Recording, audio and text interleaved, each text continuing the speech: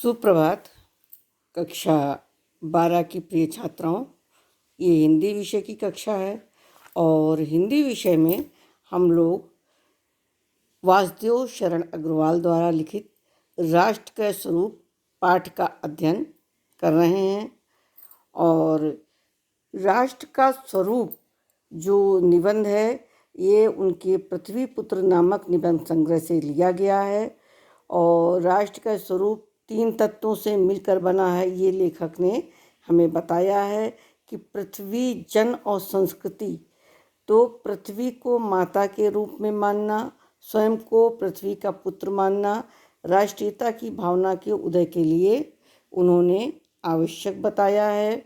और राष्ट्र के समग्र रूप में भूमि और जन माने लोगों का दृढ़ संबंध होता है, मजबूत संबंध होता है। इसके साथ साथ संस्कृति के विषय में भी लेखक ने मार्मिक विचार प्रकट किए हैं। और लेखक के अनुसार सहृदय व्यक्ति प्रत्येक संस्कृति के आनंद के पक्ष में स्वीकार करता है और उससे आनंदित हो उठता है। तो जो राष्ट्र का स्वरूप है वो 3 चीज़ों से बना है। भूम, जन माने लोग, भूम माने पृथ्वी और संस्कृति। तो आज हम पहला भूमि के बारे में संक्षेप में समझेंगे।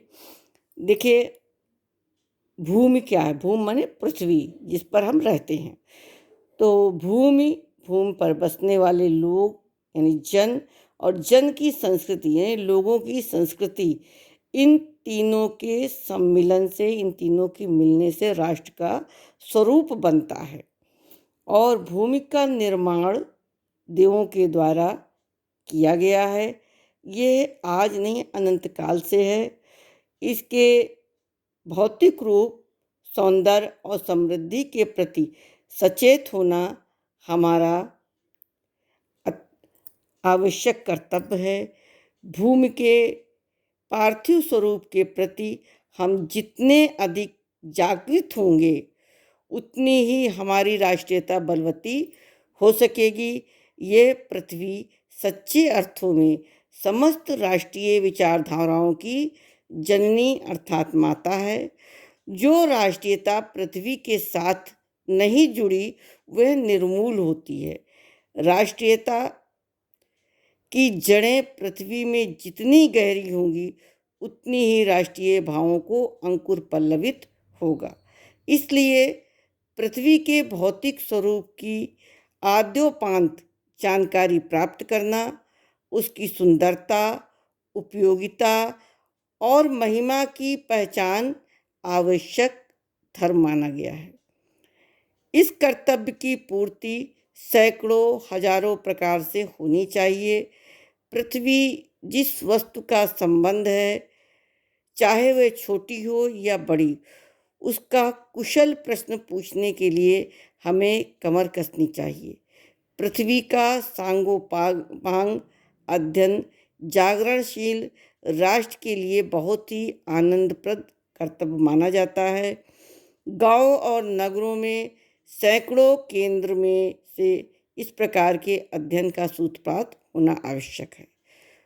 उदाहरण के लिए, पृथ्वी की उपजाऊ शक्ति को बढ़ाने में मेघ यानी बादल जो प्रतिवर्ष समय पर आकर अपने अमृत जल से इसे सिंचित करता है, हमारे अध्ययन की परिधि के अंतर्गत आना चाहिए।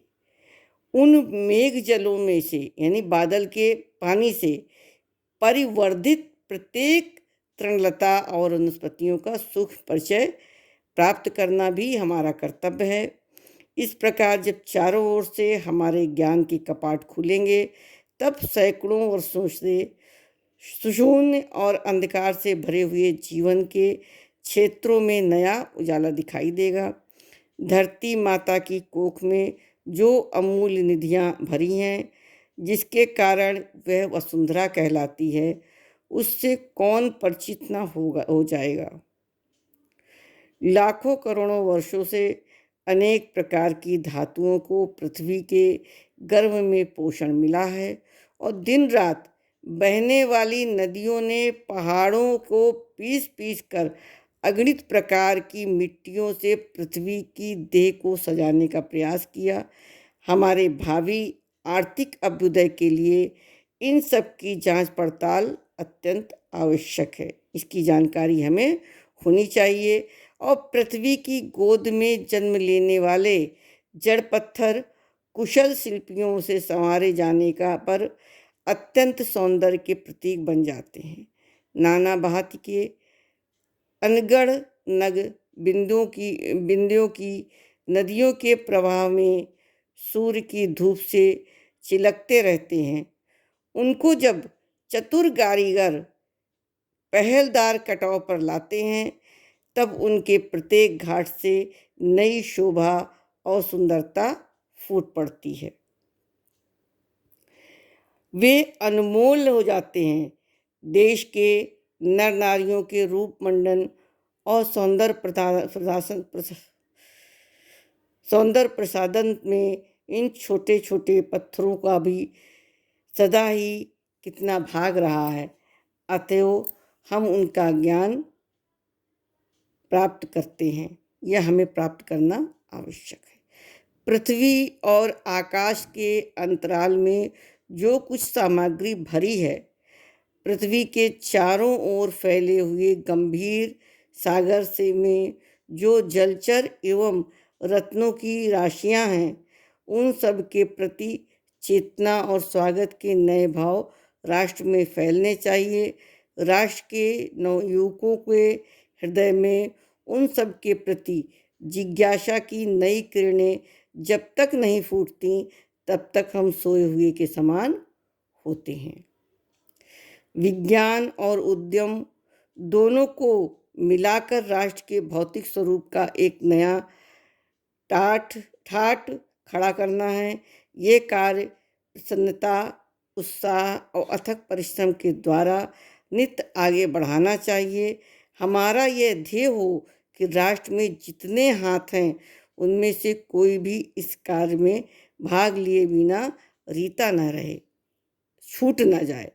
तभी मातृभूमि की पुष्कल समृद्धि और समग्र रूप मंडन प्राप्त किया जा सकता है। ये राष्ट्र के स्वरूप का एक अंग भूमि है, इसके बारे में हमने अध्ययन किया। अगली कक्षा में भूमि से के आगे जन यानी लोगों के बारे में, जो राष्ट्र के स्वरूप का एक अंग अगला अंग है, उसके बारे में पढ़ेंगे। इसको 1-2 बार आप लोग विधिवत वाचन कर लीजिएगा, जिससे कि आपको इस पाठ के प्रश्नोत्तर करने में आसानी हो। धन्यवाद।